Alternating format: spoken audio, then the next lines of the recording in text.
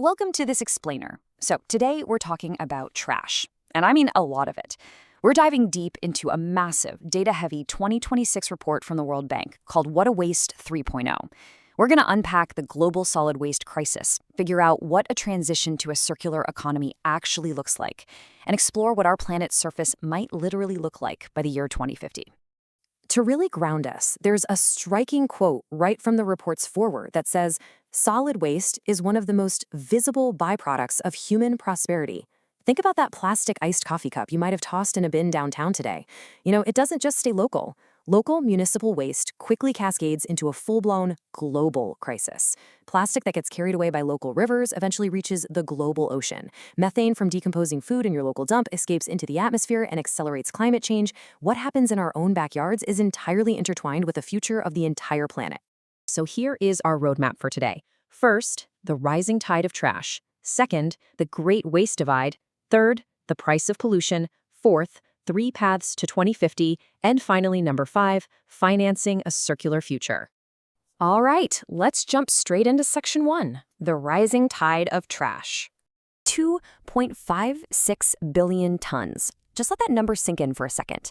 That is the staggering amount of municipal solid waste the world generated in just the year 2022 alone.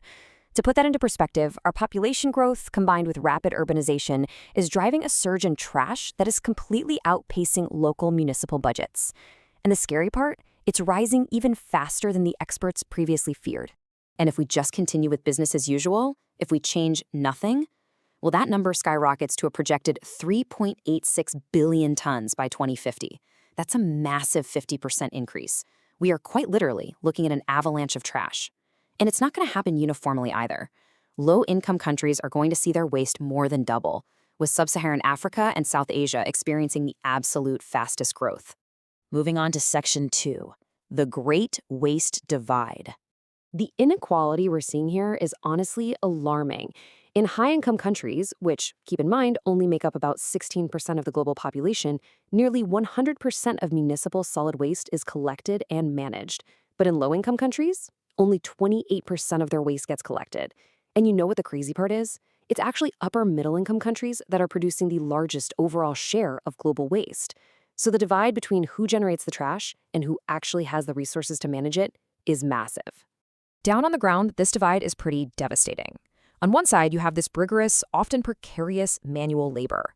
There are roughly 18 million urban waste workers globally who sort through our mess every single day, often without any basic legal protections. But on the flip side, you have the devastating reality of unmanaged waste. When a city can only afford to collect 28% of its trash, it doesn't just magically disappear, right? It chokes up waterways, it piles up in informal dump sites, and it completely degrades the local environment. Okay, section 3, the price of pollution. Let's look at how the globe actually treats its waste. Right now, only 21% is recycled or composted. About 29% goes straight to landfills, and 20% gets incinerated. But the most alarming figure of them all? A shocking 30% of all the waste generated worldwide is openly dumped or just entirely uncollected. That means nearly a third of all human solid waste is simply left out in the open to pollute the environment. No way around it. That's a huge problem. And buried right in the middle of that uncollected waste is the plastic crisis. 93 million tons of plastic waste is mismanaged every single year. That's almost a third of all our plastic, just poorly managed or left totally uncollected. And crucially, middle-income countries are generating about 87% of this unmanaged plastic, which, as it turns out, is exactly where the vast majority of our oceanic plastic leakage originates. The costs of all this inaction, they compound really fast.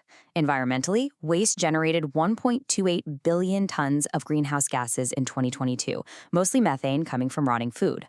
Ecologically, we're looking at massive ocean plastic leakage. Socially, as we mentioned, 18 million precarious jobs. And economically, managing this mess eats up to 6% of municipal budgets globally. Our current system is literally breaking the bank and the planet at the exact same time. So where do we go from here? Section 4, 3 paths to 2050. The World Bank actually modeled 3 potential scenarios for us looking out to 2050.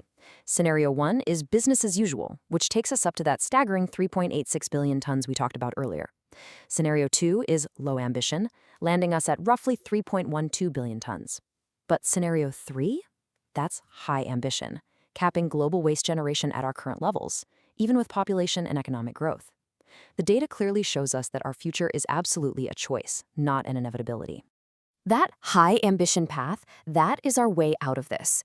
By pairing waste prevention with massive upstream redesigns, we can actually cap waste generation entirely.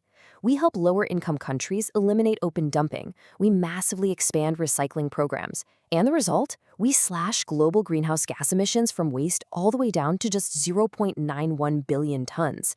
This effectively transforms a sheer pollution crisis into one of our greatest climate salvation opportunities. It's a real game changer. Which brings us to our final section, financing a circular future. How do we actually pay for this? Well, the current global cost of municipal waste management is already over 250 billion US dollars a year.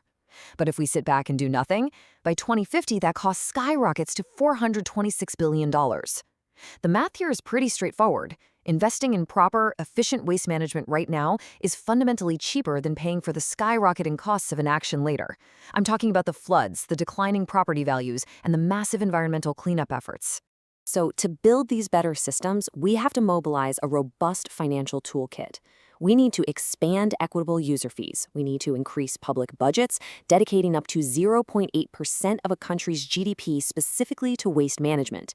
We leverage official development finance, engage private capital, and we unlock carbon markets under the Paris Agreement.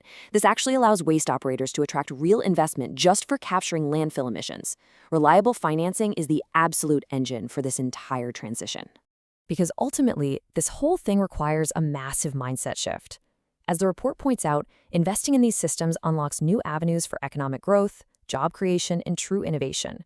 If we can just embrace circular economy principles, where materials are infinitely reused and their value is retained, waste stops being this massive municipal headache.